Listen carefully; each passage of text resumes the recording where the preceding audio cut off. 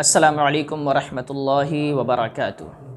اللہ رب محمد صلی اللہ علیہ وسلم، نحن عباد محمد صلی اللہ علیہ وسلم۔ ناظرین محترم، ایک اہم مسئلہ سامنے یہ آیا کہ اگر کسی نے نماز میں فرض کو چھوڑ دیا ہے تو اس کے لیے کیا حکم ہوگا۔ یاد رکھیے کہ واجب کے چھوڑنے پر تو اس کی کمی کو پورا کرنے کے لیے، اس کی بھرپائی کرنے کے لیے ایک طریقہ ہے کہ وہ اخیر میں سجدہ سہو کر لے، اس کی کمی پوری ہو جائے گی، نماز ہو جائے گی۔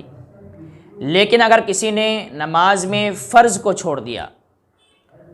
فرض یعنی قیام، قرات، رکوع، سجود، قعدہ اخیرہ، خروج بسنعہ،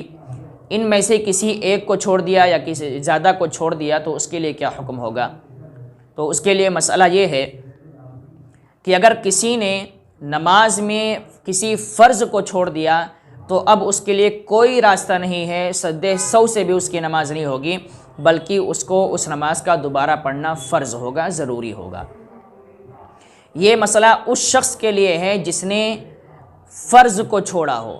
جان بوجھ کر چھوڑے یا انجانے میں چھوڑے، ایک ہی حکم ہے کہ سجدہ سہو سے کام نہیں بنے گا، اس کو اس نماز کا دوبارہ پڑھنا فرض ہوگا، ضروری ہوگا، اس کے علاوہ کوئی راستہ اس کے لیے نہیں ہے۔ لیکن اگر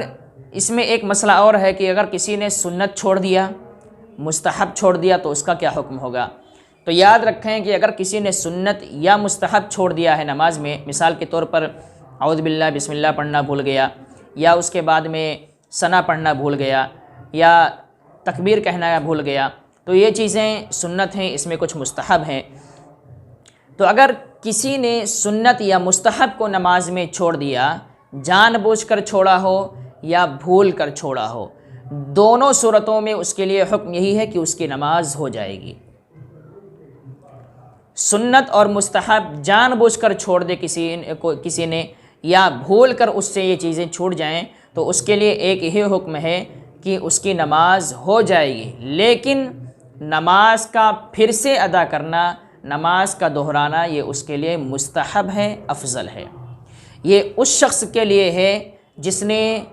نماز میں سنت کو یا مستحب کو جان بوجھ کر چھوڑا ہو